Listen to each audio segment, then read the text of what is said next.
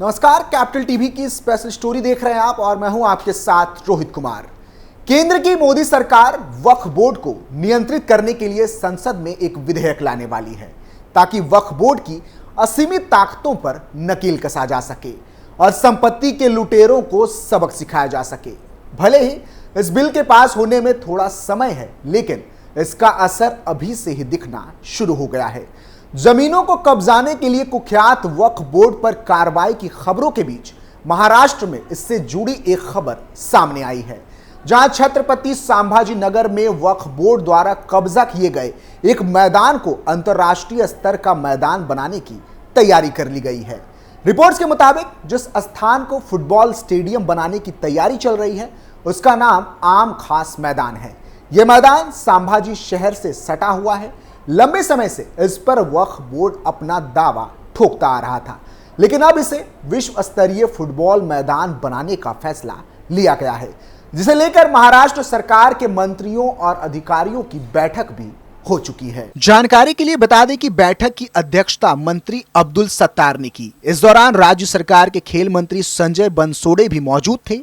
आखिरकार अब्दुल सत्तार ने अपने फैसले से प्रशासनिक अधिकारियों को अवगत करवाया। संरक्षक मंत्री अब्दुल सत्तार ने संभाजी नगर के जिलाधिकारी को भी निर्देश दिया कि वो आम खास मैदान का अंतर्राष्ट्रीय फुटबॉल मैदान बनाने का प्रस्ताव जल्द से जल्द खेल विभाग के पास भेजेंगे। इस निर्देश की सूचना जिले के एक अधिकारी द्वारा बुधवार यानी कि 7 अगस्त 2024 को सार्वजनिक की गई। अब्दुल सत्तार के मुताबिक इस प्रयास से महाराष्ट्र में खेल प्रतिभाओं को राष्ट्रीय और वैश्विक स्तर पर लाने में सहायता मिलेगी। खेल मंत्री संजय बनसोड़े ने भी इस निर्णय की सराहना की और इस पर जल्द काम शुरू करने का भरोसा दिया है। आम खास मैदान का प्रयोग मुस्लिम सभाओं आदि का आयोजन करने के लिए किया जाता रहा है। साल 2018 में इसी मैदान में आयोजित सभा में लाखों मुस्लिम शामिल हुए थे।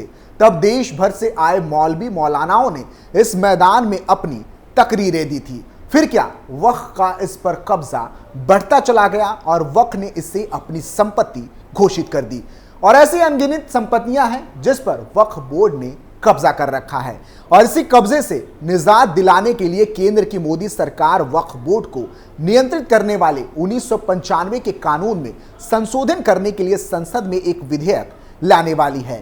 मोदी सरकार का उद्देश्य वक्फ बोर्ड के कामकाज में अधिक जवाबदेही और पारदर्शिता सुनिश्चित करना है। साथ ही महिलाओं की अनिवार्य भागीदारी सुनिश्चित करना भी इस बिल का मकसद है। इस बिल के संसद में पेश करने से पहले ही विरोध में आवाजें उठने लगी हैं। पिछले दिनों विपक्ष के कई नेताओं ने आरोप लगाया कि भाजपा के नेतृत्व वाली सरकार समाज में विभाजन पैदा करने के लिए वक्फ अधिनियम में संशोधन के लिए विधेयक लाना चाहती है। हालांकि सरकार की तरफ से साफ किया गया है कि बिल को पेश करने से पहले कई मुस्लिम बुद्धिजीवियों से चर्चा की गई है।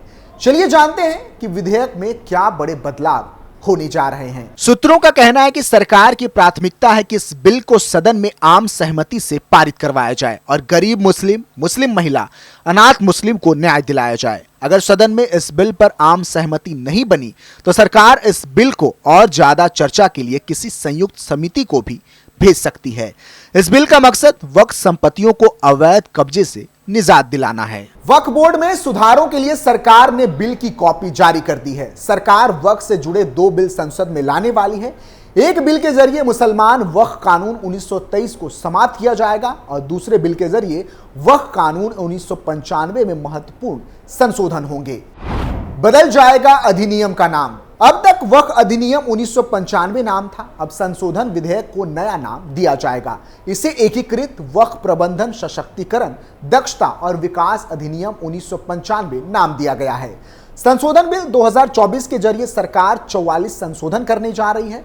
सरकार ने कहा है कि बिल लाने का उद्देश्य वक्फ संपत्तियों का बेहतर प्रबंधन और संचालन करना है। वक्फ कानून 1995 का नाम बदलकर एकीकृत वक्फ प्रबंधन सशक्तिकरण दक्षता और विकास अधिनियम होगा।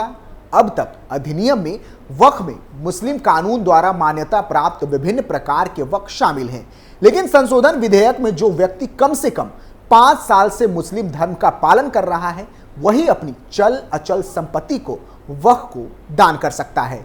इसमें यह भी सुनिश्चित किया गया है कि वक्फ अलल औलाद महिलाओं के विरासत अधिकारों से इनकार नहीं कर सकता।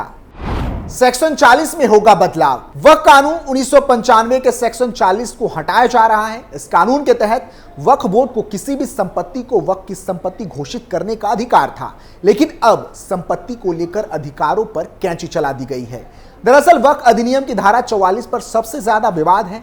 धारा 40 में प्रावधान है कि अगर वक्फ बोर्ड किसी संपत्ति को वक्फ संपत्ति समझता है तो वो उसे नोटिस देकर और फिर जांच करके तय कर सकता है कि वो वक्फ की जमीन है या नहीं।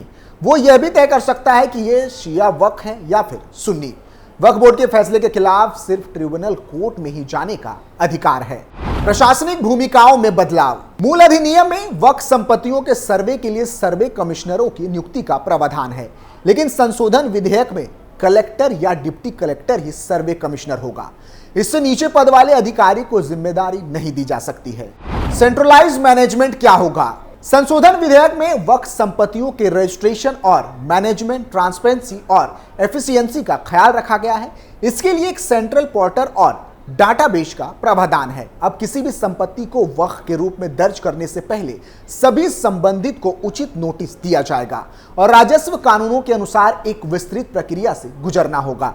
नए बिल में केंद्रीय वक्फ परिषद और राज्य वक्फ बोर्डों की भूमिका में भी बदलाव किया गया है। इन निकायों में मुस्लिम महिलाओं और गैर मुसलमानों का प्रतिनिधित्व भी शामिल होगा। केंद्रीय वक्फ परिषद और राज्य वक्फ बोर्ड में मुस्लिम और गैर मुस्लिम का उचित प्रतिनिधित्व होगा। महिलाओं को उचित प्रतिनिधित्व दिया जाएगा। केंद्रीय परिषद और राज्य वक्फ बोर्ड में 2 महिलाओं को रखना अनिवार्य होगा। एक केंद्रीय पोर्टल और डेटाबेस के जरिए वक्फ के रजिस्ट्रेशन के तरीके को सुव्यवस्थित किया जाएगा। बोहरा आगा खानी के लिए अलग बोर्ड का निर्माण। नए बिल में आगा खानी और बोहरा वक्फ को परिभाषित किया गया है। इस विधेयक में बोहरा और आगा खानियों के लिए एक अलग औखाफ बोर्ड बनाए जाने का प्रस्ताव है। मसौदे में मुस्लिम समुदायों में अन्य पिछड़ा वर्ग, शिया, सुन्नी, बोहरा आगा खानी को प्रतिनिधित्व दिए जाने का प्रावधान है। कौन होगा वक्फ परिषद का सदस्य? वक्फ परिषद में केंद्रीय मंत्री, 3 सांसद, मुस्लिम संगठनों के 3 नुमाइंदे, मुस्लिम कानून के 3 जानकार, सुप्रीम कोर्ट या हाई कोर्ट के 2 पूर्व जज, एक प्रसिद्ध वकील, राष्ट्रीय ख्याति प्राप्त 4 लोग, भारत सरकार के अतिरिक्त या संयुक्त सचिव आदि होंगे। इसमें से कम 2 महिलाओं का होना अनिवार्य होगा। ट्रिब्यूनल में भी होगा बदलाव। मूल अधिनियम में अपील के लिए कुछ पावर और प्रावधानों के साथ वक्फ ट्रिब्यूनल की स्थापना की गई थी, लेकिन संशोधन विधेयक में ट्रिब्यूनल स्ट्रक्चर में सुधार किया गया है। अब 2 सदस्यीय ट्रिब्यूनल होगा। ट्रिब्यूनल के आदेशों के खिलाफ हाईकोर्ट में अपील के लिए 90 दिनों की समय सीमा दी जाएगी। वक्फ संपत्तियों के सर्वेक्षण के लिए सर्वे कमिश्नर का अधिकार कलेक्टर या कलेक्टर द्वारा नामित डिप्टी कलेक्टर के पास होगा। क्या होगा वक्फ बोर्ड का स्ट्रक्चर? मूल अधिनियम में स्पष्ट रूप से विधिक प्रतिनिधित्व को अनिवार्य किया गया है, जबकि संशोधन विधेयक में केंद्रीय वक्फ परिषद और राज्य वक्फ बोर्डों में सिया, सुन्नी, बोहरा आगा खानी, अन्य पिछड़ा वर्गों, मुस्लिम महिलाओं और गैर मुसलमानों का प्रतिनिधित्व सुनिश्चित करने का प्रावधान रखा गया है। वक्फ संपत्तियों को प्राप्त है विशेष दर्जा। वक्फ संपत्तियों को विशेष दर्जा दिया गया है जो किसी ट्रस्ट आदि से ऊपर है। यह अधिनियम औखाफ को रेगुलेट करने के लिए लाया गया था। एक वाकिफ द्वारा दान की गई और वक्फ के रूप में नामित संपत्तियों को औखाफ कहते हैं। वकीफ को उस व्यक्ति को कहते हैं जो मुस्लिम कानून द्वारा पवित्र, धार्मिक या धर्मार्थ के रूप में मान्यता प्राप्त उद्देश्यों के लिए संपत्ति दान करता है। संशोधित वक्फ एक्ट 1995 का सेक्शन 3R कहता है कि अगर कोई संपत्ति किसी उद्देश्य के लिए पवित्र, धार्मिक या चैरिटेबल परोपकारी मान ली जाए तो वो वक्फ की संपत्ति हो जाएगी। अधिनियम में आखिरी बार 2013 में संशोधन किया गया था। सदन में पेश होगा विधेयक। राज्यसभा में सबसे पहले पुराना वक्फ बिल वापस लिया जाएगा, फिर नया वक्फ संशोधन बिल लोकसभा में पेश किया जाएगा। अल्पसंख्यक मामलों के मंत्री किरण रिजिजू राज्यसभा में वक्फ संपत्ति यानी कि अनाधिकृत कब्जेदारों की बेदखली विधेयक 2014 को वापस लेने के लिए प्रस्ताव रखेंगे। उसके बाद लोकसभा में यह विधेयक पेश किया जाएगा। अब देखना यह है कि इस विषय पर मोदी सरकार विपक्ष को कैसे अपने पाले में लेती है। फिलहाल के लिए इतना ही। आप देखते रहिए कैपिटल टीवी। नमस्कार।